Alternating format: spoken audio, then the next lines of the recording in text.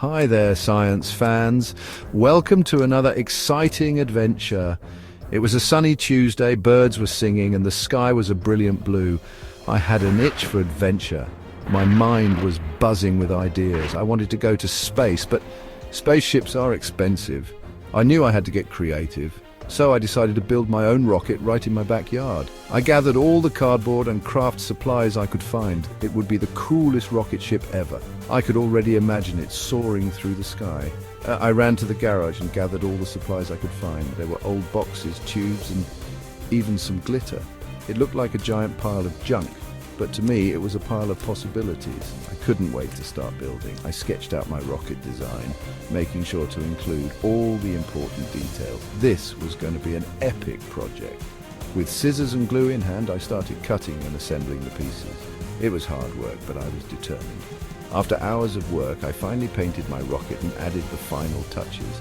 It was a masterpiece. Standing next to my homemade rocket, I felt a sense of pride and excitement. My big idea had come to life. First, I needed a rocket body. I searched around the house and found the perfect thing, a big cardboard box. It was just the right size for my mission.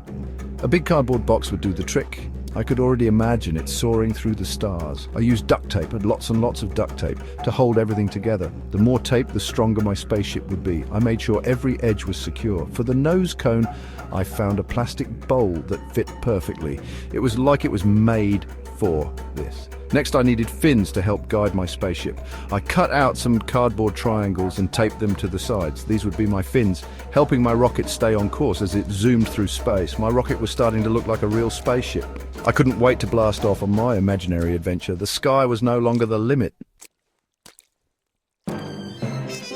Now for the fuel. I carefully mixed baking soda and vinegar in an empty bottle. This fizzy reaction creates gas, and gas makes pressure, and pressure makes things go. I quickly put the bottle inside the rocket and sealed the opening. My heart was racing with excitement. This was it.